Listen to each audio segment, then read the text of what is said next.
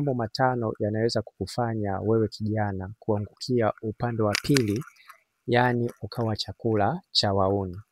Ni muhimu sana kuweza kujua kwamba kwa sasa hivi imekuwa ni desturi ya kwamba wanaume wanapojikuta au mwanaume anapojikuta amefanya kosa fulani, basi wale wanaume ambao wamewafanyia kosa wana desturi ya kuita wahuni waweze kumla. Kwa hiyo ni muhimu sana kuweza kujua kwamba ikiwa utaendekeza mambo haya matano wewe kijana, fahamu kabisa kwamba wewe utakuwa chakula cha wahuni. Jambo la kwanza, kutembea na mke wa mtu au wake za watu. Ikiwa utaendekeza hili jambo, fahamu kabisa kwamba utakuwa umejitengenezea mazingira ya kuwa chakula cha wahuni. Na pia jambo la pili, kuwa na mahusiano na mwanamke ambaye anapendwa na kigogo. Yani kuwa na mahusiano na mwanamke ambaye yupo katika na mahusiano na mwanaume ambaye ana pesa. Ikiwa utaendekeza hili jambo, fahamu kabisa kwamba utakuja kutatuliwa au utakuwa chakula cha wahuni. Kwa hiyo ni mojawapo ya jambo ambalo kama utaliendekeza, fahamu kabisa kwamba ipo siku utakuwa chakula cha wahuni.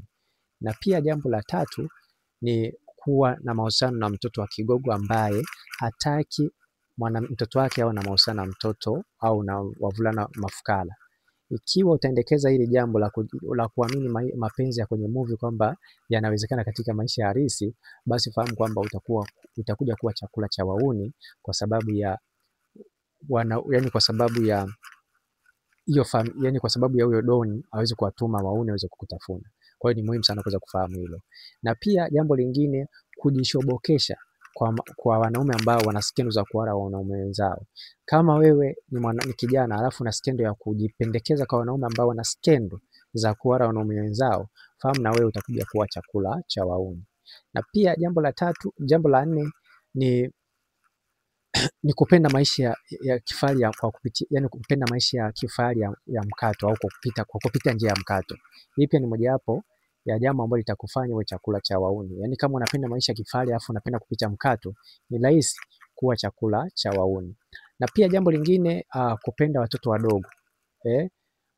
Yani inapotokea unaendekeza hili jambo la kupenda watoto wadogo kila wakati, fahamu kabisa kwamba ipo siku utakuja kuwa chakula cha wahuni, kwa sababu wazazi wengi wamejikuta wana hiyo mentality ya kwamba ili tuweze kumkomboa mwanaume lazima tuweze kumuitia wahuni waweze kumla. Kwa hiyo ni muhimu sana kuweza kujua kwamba kama utaendekeza hili jambo la kutembea na watoto wadogo, fahamu kabisa kwamba ipo siku utakuja kuwa chakula cha wahuni. Kumbuka pia unaweza kupata hiki kitabu. Kitabu hiki kama upo katika ndoa au kama unatarajia kuingia katika ndoa, unatakiwa uweze kukipata. Kitabu hiki kinauzwa shilingi 15,000.